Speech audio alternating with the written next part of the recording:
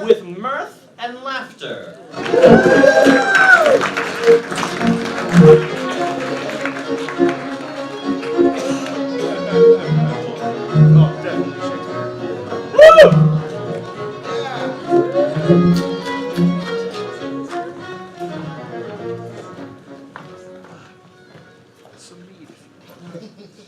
Hail and well met, fair gentles.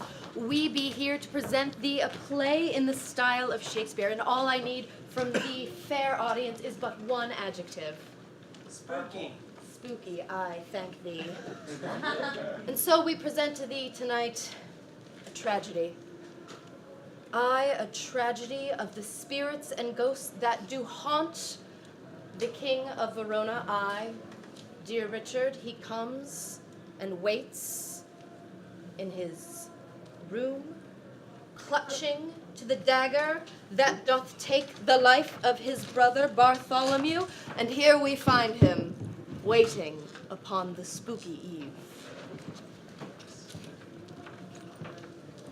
Even now, the wind doth rattle at the window, and I feel a chill coming into my chambers. It doth chill me outwardly, but inwardly as well. It harkens back to the times when my father used to speak of the spirits that reside beyond this realm. But it is not for a king to think thus, for I must lead my people and show no outward emotions. What think you, my squire? Is it wrong for me to feel such on a night such as this, where the moon doth shine and the wolves do howl in the distance? Does it make me weak? You, my lord, are the strongest I know, and I can tell you such that though I can do nothing of the chill inside of you, the chill on the outside, we can set at bay. We have men everywhere in the house collecting rags and comfort, and we will keep you as well as we can on the outside. But pray thee, I need not interrupt. Shall I close this window then? Aye, for I have requested the servants of the castle to do thus. And every hour they do come, and they take the windows and close them once again. But then, as the clock strikes the hour, they rise open once more. We have a schedule set, sir. It is some bureaucracy that makes it thus. And the windows, they open by themselves, I would say. Oi, such as that one there, it's open again. I'll close it thus, yeah, all right. What is it to be the king of a kingdom? And yet when I am in my own chambers, I can demand a window be shut, and once again it opens. And still we close it for thee. The kingdom seems out of touch, but still we follow. And what of my son? He hath not returned. For 2 weeks I have been waiting. They have sent him home from across the seas. And now when I hear these omens, when the ravens do congregate on that tree outside my window, and the wolves do howl at the moon, am I not to think that something has happened?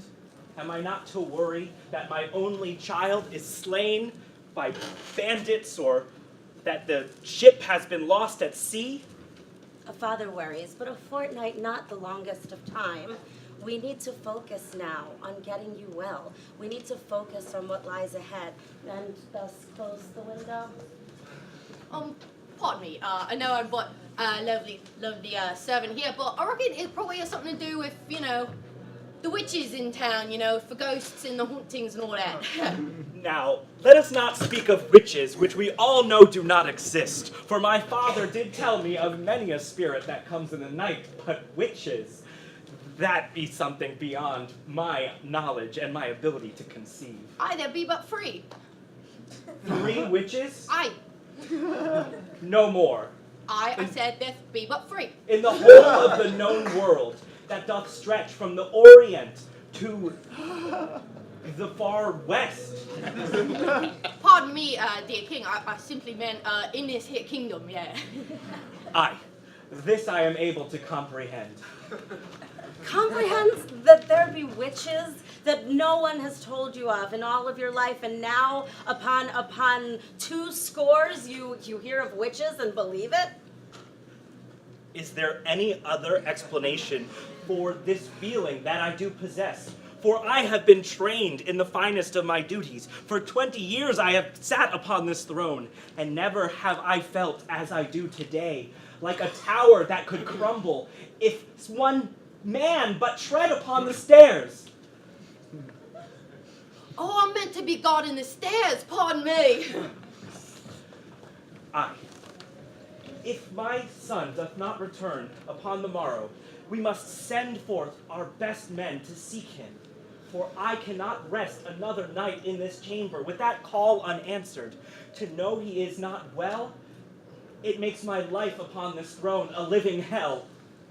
My lord, Bartholomew is but 10 and 7, strong and noble.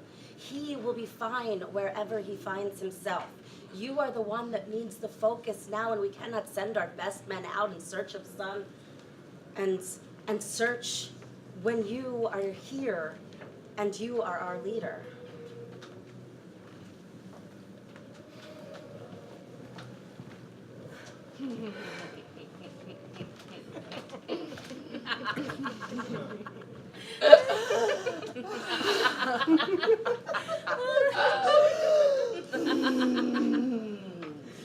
Wait, we have but many hours left until anyone will devour this.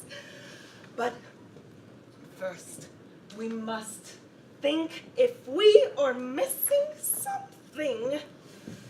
It seems that it boils, but it does not burn.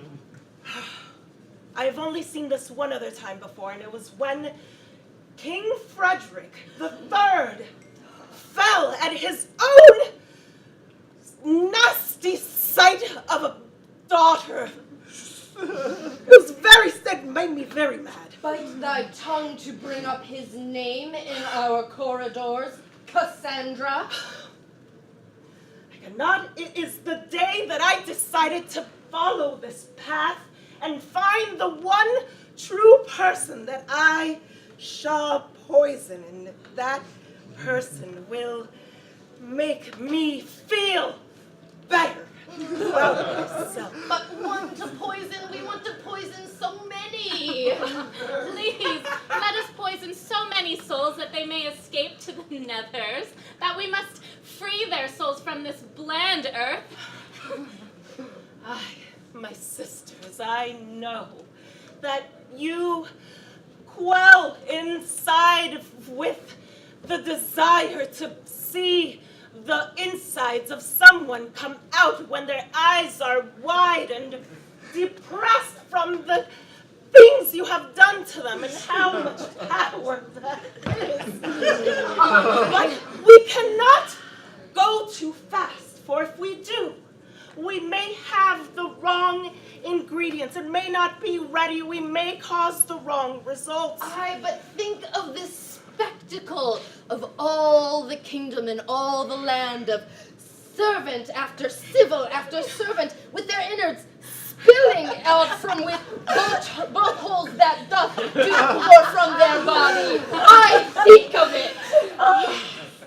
Must we do it now? We are so excited. Can we do it now, please? We have followed you along this path. Please give us just a morsel of more excitement. It is hard for me to think, although the thoughts of things coming out from every orifice so amuses me, but this cannot be, for I know there is an ingredient missing that I cannot think of at this moment. If I must, while Sister Althea and I were at the market yesterday pretending to be immortal, we did overhear that a certain prince has been missing. Certainly, we are not brought here to this kingdom for no reason. There must be a reason, and it seems at this time the missing prince could be our ingredient. Aye, and were we to slit him from top to tail?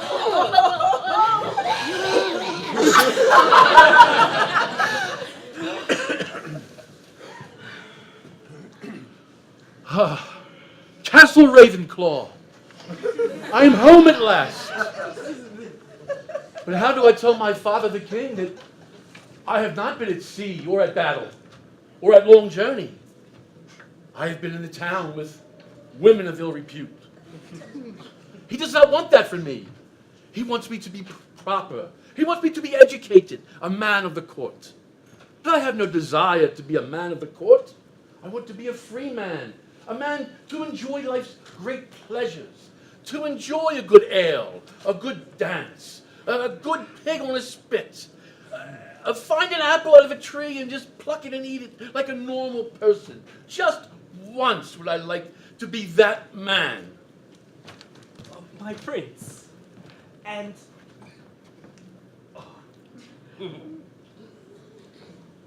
I have returned. it is good to see you thus. I had not heard that you had returned to my castle. Do you know how many nights I have not slumbered in my bed because the window did lie open and the wind did blow upon my face, and I could hear my father's voice in my ear as if a ghost, and he whispered, "The ill tidings shall befall you." And in my very heart, I thought thee dead. Well, I will admit, Father, that I was in heavy battle for my life many times. Pirates boarded our vessel, tried to capture our treasures, which we did happen to lose to them, so I had nothing to bring back from the far lands. And when I sent you forth, did I not set forward 3 expectations for you, none of which you have fulfilled? For you have, firstly, lost all of the treasure which I gifted unto you and bade you spend widely. Secondly, you have returned without someone to wed. And finally, I have worried very much. Young Bart, oh hello. And it's good day. There is so much more ale to drink. You come back. Oh, Lady Gwendolyn, please, please. Lady. I would like you to meet my father, the king.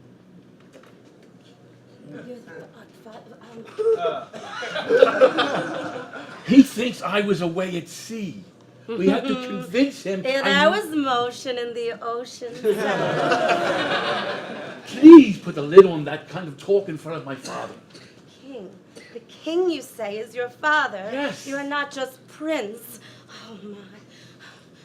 I am not that type of man to be formal and like that. I enjoy the company of a woman like you. Several women like you. But he cannot know. He must think that you are pure and virginal. He must think that I found you in some faraway land where your parents gave you to me to come to this land to be queen one day. Queen, I am not an actor, sir, or one to do the story. I will keep mute and believe all that you say. I could not ask for better. And be this a bride, perhaps? I wanted to surprise you, Father. Then why not speak of this the moment I laid eyes upon you? For no sooner had my sorrow parted at seeing you alive than I did wonder what would become of my kingdom, for I have many a worry upon my head. You are not to worry any longer, Father. Your kingdom is in good hands. Myself and the good Lady Gwendolyn here will make sure the castle is vanquished of all ghosts. Aye. But before I can approve this marriage, I must first speak plainly to your would-be bride.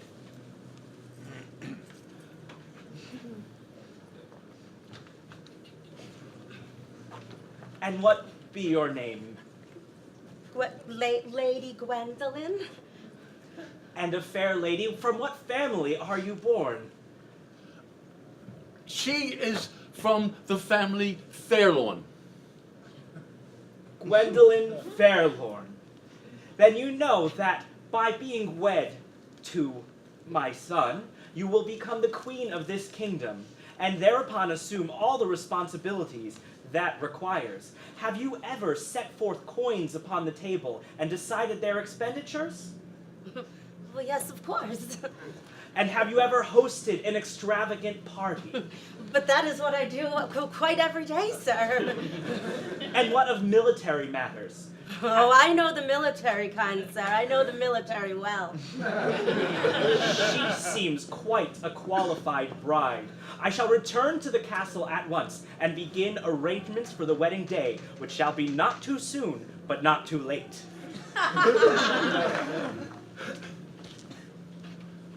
Ghosts, sir? I know not of ghosts in your kingdom, and I fear this so. The ghosts are the least of our problems. I welcome the ghosts now. We have to pull off this. My father thinks you are a bred of culture. And that I proved to him already, verily. But ghosts will prove me unfit. Well, then we must find a remedy for these ghosts. We must find someone to take the spell off this castle. Post haste! Oi, pardon me, fair, ladies that doth claim to be witches? Not the password, right. Ravens, bubbling, pig's foot, murder. Oh, that's the one, I reckon.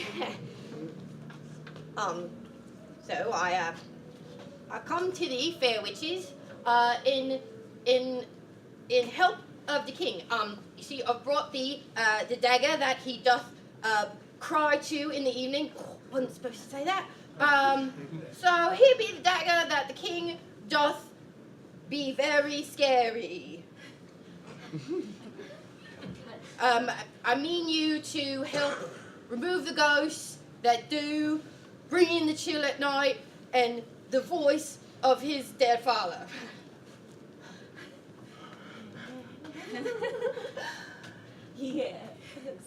Yes, he will not see any ghosts after this.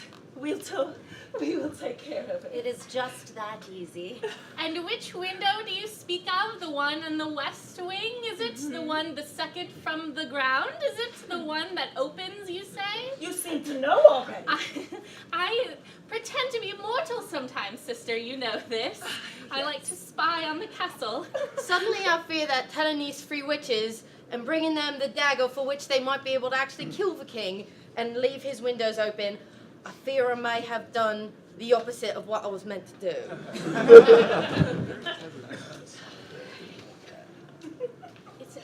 It is a wedding that they speak of. A wedding we must surely attend.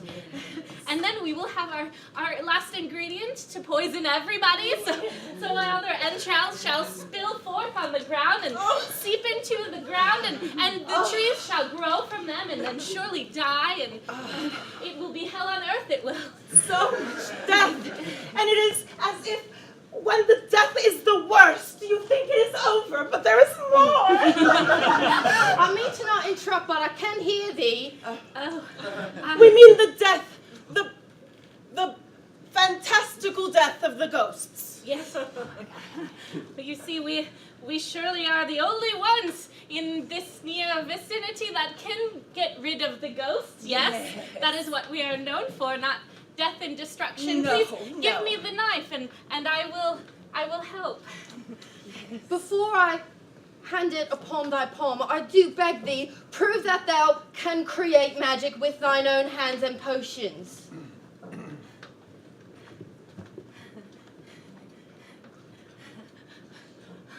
The dagger.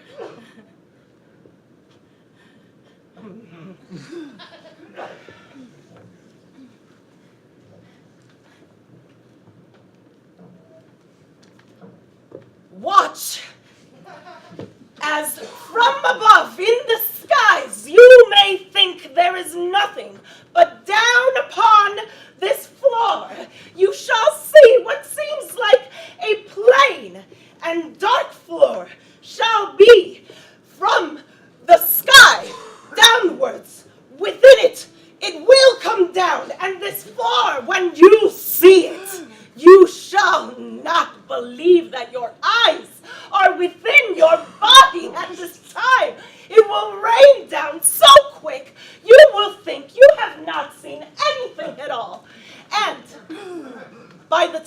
happens, I will be done. I pray thee, continue your dialogue. Continue your dialogue. There it is, yeah. It is done. You have missed it. I beg thee then, once again, for this dagger is very worthy of your time.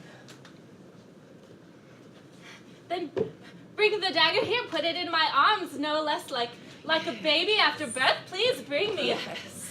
And it will be handled just as gently. A single task. A single task before I hand over this dagger to thee.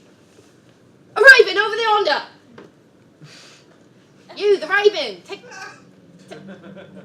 many ravens. I do not understand. How do we not see that coming every time?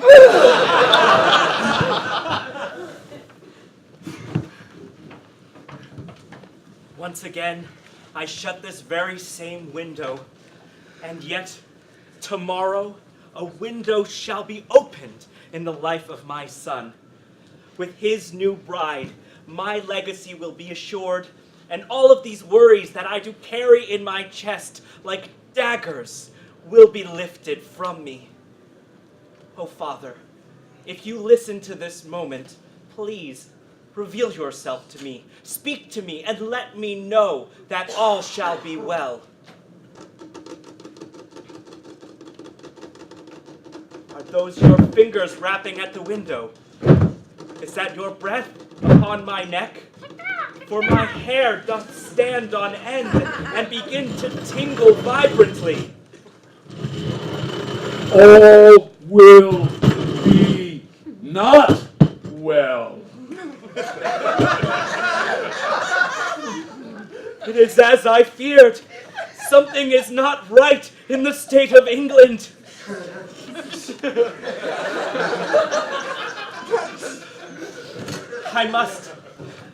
I must do something. I swore I... Father, I heard shouting. Are you okay? I was visited just now by a spirit. As you see me here, your father, so did appear in front of me my father, he, also known as your grandfather, did tell me a great hardship would be coming. He spoke these 4 words: all will not be well, and the 5th as well. Will not. We must call off the wedding.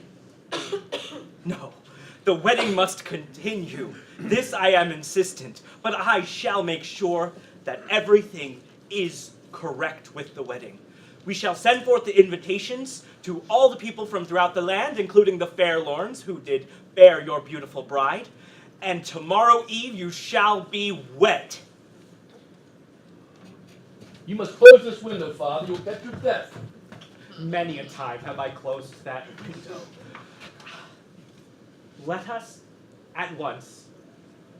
You shall return to your bed and sleep there, thinking of your new life upon the morrow, and I shall rest my head as well, thinking not of ghosts and witches and my father's face lingering above the horizon. By your leave.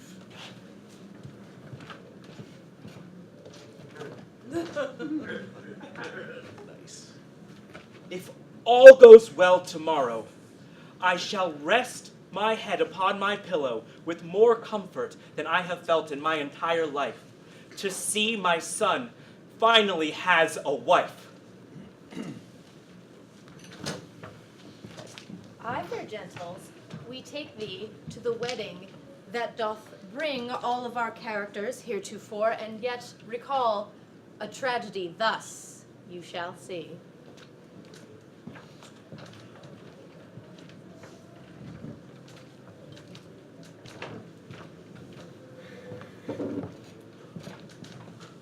I reckon it's just cold feet, sir. She won't be all right.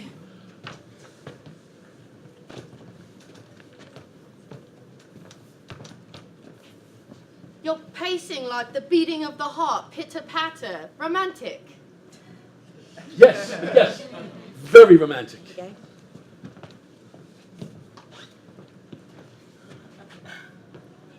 Tell me, please. You did see her this morning. You did see her getting ready to be wed, correct? It's not so much as a seeing as a hearing, and a many a scream that doth come from the window of her chambers. Screams, you say? Perhaps related or not, I may or may not have bestowed the news of today's wedding to 3 witches in our fair neighborhood. Oh, marriage, witches, ghosts. What next?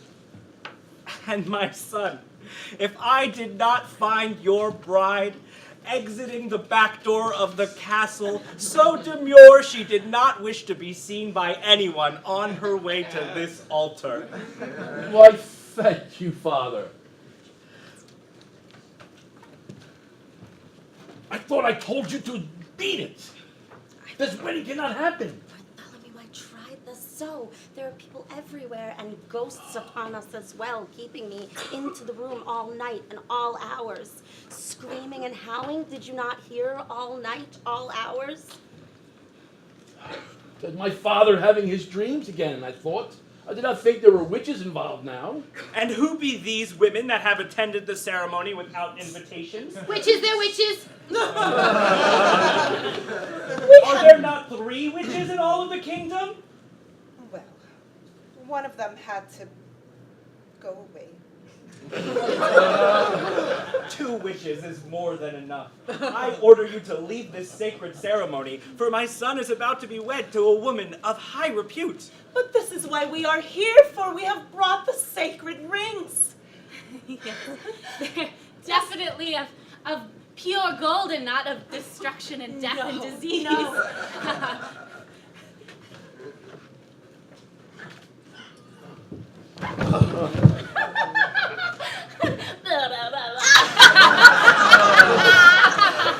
To be insensitive, but I do reckon I saw that one coming. My love! Oh, I am forlorn. I am so... My love. Dear King, I think you might... A hand clutches at my chest. The air that doth rush through there, e'en the blood cannot pour through. For the window of my heart doth close one final time. No, do not close the window.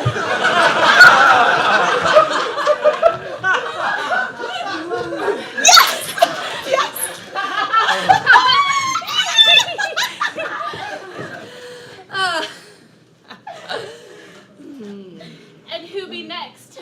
This wench? This wench who pretends to be a princess? I pretend not, and I mean not. I mean no harm to ladies thus. I meant not to be in this situation at all, and though I have this wedding ring in hand, I meant not ever to wear it. She doth touch the ring, but yet death does not become her.